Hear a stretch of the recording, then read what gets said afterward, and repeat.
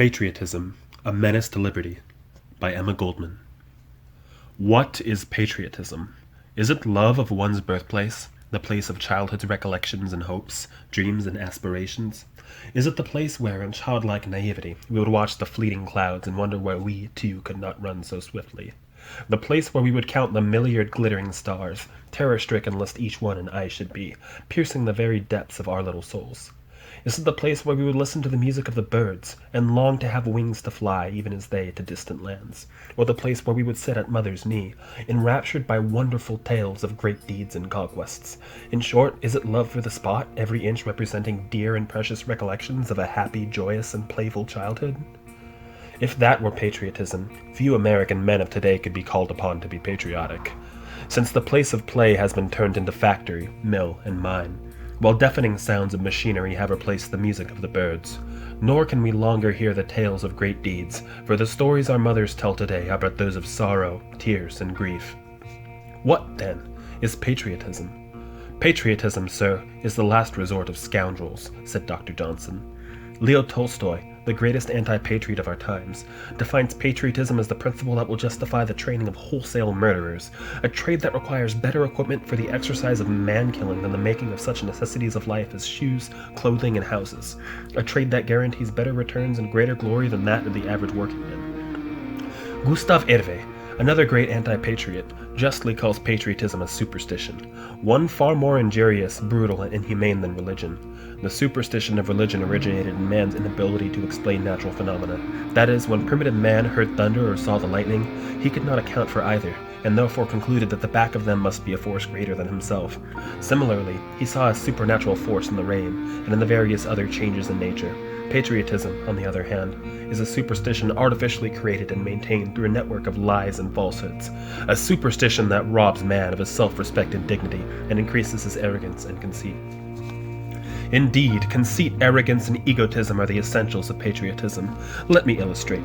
Patriotism assumes that our globe is divided into little spots, each one surrounded by an iron gate. Those who have had the fortune of being born on some particular spot consider themselves better, nobler, grander, more intelligent than the living beings inhabiting any other spot. It is therefore the duty of everyone living on that chosen spot to fight, kill, and die in the attempt to impose his superiority upon all the others. The inhabitants of the other spots reason in like manner, of course, with the result that, from early infancy, the mind of the child is poisoned with blood-curdling stories about the Germans, the French, the Italians, Russians, etc. When the child has reached manhood, he is thoroughly saturated with the belief that he is chosen by the Lord himself to defend his country against the attack or invasion of any foreigner. It is for that purpose we are clamoring for a greater army and navy, more battleships and ammunition. It is for that purpose that America has within a short time spent $400 million. Just think of it, $400 million taken from the produce of the people. For surely it is not the rich who contribute to patriotism. They are cosmopolitans, perfectly at home in every other land. We in America know well the truth of this. Are not our rich Americans Frenchmen in France, Germans in Germany, or Englishmen in England? And do they not squander with cosmopolitan grace fortunes coined by American factory children and cotton slaves? Yes, theirs is the patriotism that will make it possible to send messages of condolence to a despot like the Russian Tsar, when any mishap befalls him, as President Roosevelt did in the name of his people, when Sergius was punished by the Russian revolutionists. It is patriotism that will assist the arch-murderer Diaz in destroying thousands of lives in Mexico, or that will even aid in arresting Mexican revolutionists on American soil and keep them incarcerated in American prisons without the slightest cause or reason. But then, patriotism is not for those who represent wealth and power. It is good enough for the people. It reminds one of the historic wisdom of Frederick the Great, the bosom friend of Voltaire, who said, "Religion is a fraud, but it must be maintained for the masses." The awful waste that patriotism necessitates ought to be sufficient to cure the man of even average intelligence from this disease. Yet patriotism demands still more. The people are urged to be patriotic, and for that luxury they pay, not only by supporting their defenders, but by sacrificing their own children. Patriotism requires allegiance to the flag, which means obedience and readiness to kill father, brother, mother, sister. The usual contention is that we need a standing army to protect the country from foreign invasion. Every intelligent man and woman knows, however, that this is a myth maintained to frighten and coerce the foolish. The governments of the world, knowing each other's interests, do not invade each other. They have learned that they can gain much more by international arbitration of disputes than by war and conquest. Indeed, as Carlyle said, war is a quarrel between two thieves too cowardly to fight their own battle. Therefore they take boys from one village and another village, stick them into uniforms, equip them with guns, and let them loose like wild beasts against one another. The contention that a standing army and navy is the best security of peace is about as logical as the claim that the most peaceful citizen is he who goes about heavily armed. The experience of everyday life fully proves that the armed individual is invariably anxious to try his strength. The same is historically true of governments. Really peaceful countries do not waste life and energy in war preparations, with the result that peace is maintained. However, the clamor for an increased army and navy is not due to any foreign danger. It is owing to the dread of the growing discontent of the masses and of the international spirit among the workers. It is to meet the internal enemy that the powers of various countries are preparing themselves, an enemy who, once awakened to consciousness, will prove more dangerous than any foreign invader. The powers that have for centuries been engaged in enslaving the masses have made a thorough study of their psychology. They know that people at large are like children whose despair, sorrow, and tears can be turned into joy with a little toy. And the more gorgeously the toy is dressed, the louder the colors, the more it will appeal to the million-headed child. An army and navy represents the people's toys. To make them more attractive and acceptable, hundreds of thousands of dollars are being spent for the display of these toys. That was the purpose of the American government in equipping a fleet and sending it along the Pacific coast, that every American citizen should be made to feel the pride and glory of the United States. The city of San Francisco spent $100,000 for the entertainment of the fleet. Los Angeles, $60,000. Seattle and Tacoma, about $100,000. To entertain the fleet, did I say? To dine and wine with a few superior officers while the brave boys had to mutiny to get sufficient food? Yes. $260,000 were spent on fireworks, theater parties, and revelries, at a time when men, women, and children through the breadth and length of the country were starving in the streets, when thousands of unemployed were ready to sell their labor at any price. $260,000! What could not have been accomplished with such an enormous sum? But instead of bread and shelter, the children of those cities were taken to see the fleet, that it may remain, as one of the newspapers said, a lasting memory for the child. A wonderful thing to remember, is it not? The implements of civilized slaughter. If the mind of the child is to be poisoned with such memories, what hope is there for a true realization of human brotherhood? We Americans claim to be a peace-loving people. We hate bloodshed, we are opposed to violence, yet we go into spasms of joy over the possibility of projecting dynamite bombs from flying machines upon helpless citizens. We are ready to hang, electrocute, or lynch anyone who, from economic necessity, will risk his own life in the attempt upon that of some industrial magnate. Yet our hearts swell with pride at the thought that America is becoming the most powerful nation on earth, and that it will eventually plant her iron foot on the necks of all other nations. Such is the logic of patriotism. Considering the evil results that patriotism is fraught with for the average man, it is as nothing compared with the insult and injury that patriotism heaps upon the soldier himself, that poor, deluded victim of superstition and ignorance. He, the savior of his country, the protector of his nation, what has patriotism in store for him? A life of slavish submission, vice and perversion during peace, a life of danger, exposure, and death during war.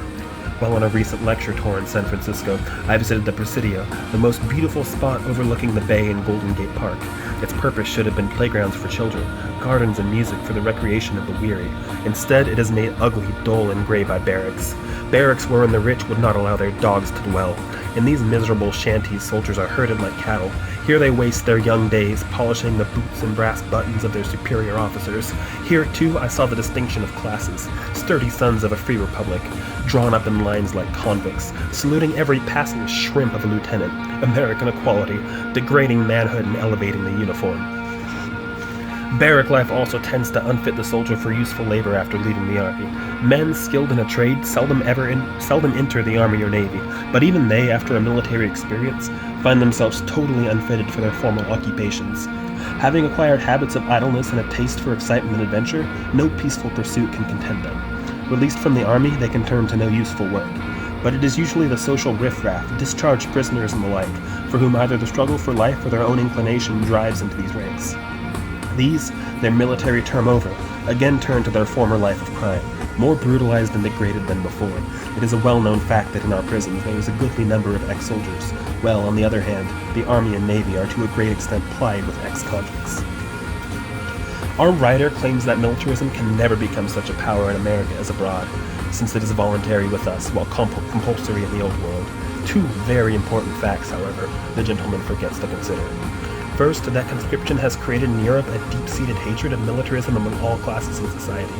thousands of young recruits enlist under protest, and, once in the army, they will use every possible means to desert.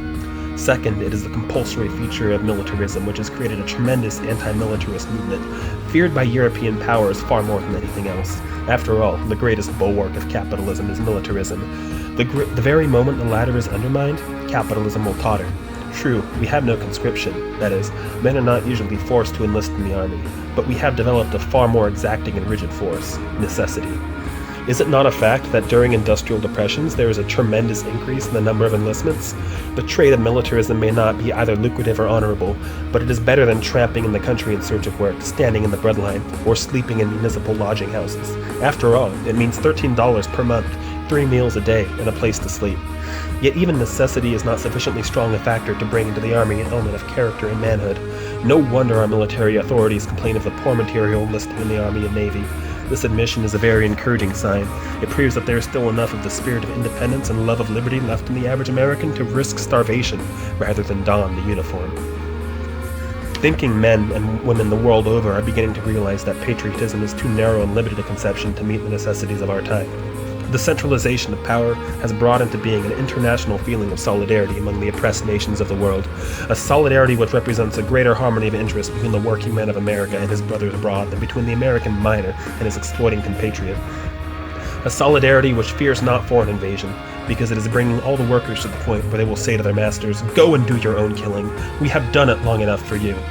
This solidarity is awakening the consciousness of even the soldiers, they too, being flesh of the flesh of the great human family. A solidarity that has proven infallible more than once during past struggles, and which has been the impetus inducing the Parisian soldiers during the Commune of 1871 to refuse to obey when ordered to shoot their brothers. It has given courage to the men who mutinied on Russian warships during recent years. It will eventually bring about the uprising of all the oppressed and downtrodden against their international exploiters. The proletariat of Europe has realized that the great force of solidarity and has, as a result, inaugurated a war against patriotism and its bloody specter, militarism. Thousands of men fill the prisons of France, Germany, Russia, and the Scandinavian countries because they dared to defy the ancient superstition. Nor is the movement limited to the working class. It has embraced representatives in all stations of life, its chief exponents being men and women prominent in art, science, and letters. America will have to follow suit. The spirit of militarism has already permeated all walks of life.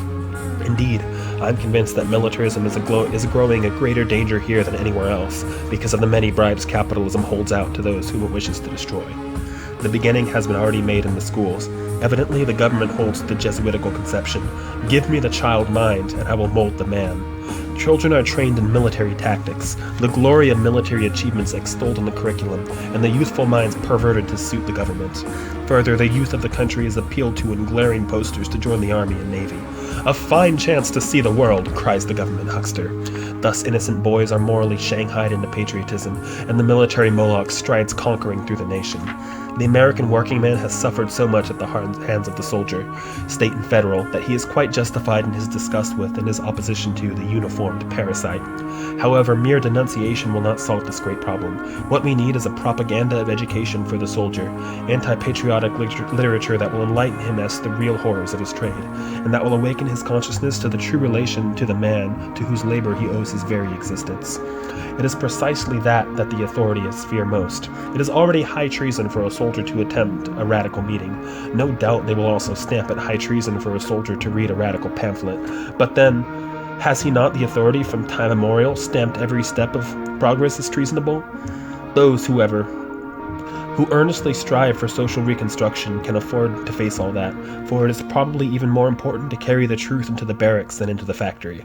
When we have undermined the patriotic lie, we shall have cleared the path for that great structure wherein all nationalities shall be united into a universal brotherhood, a truly free society.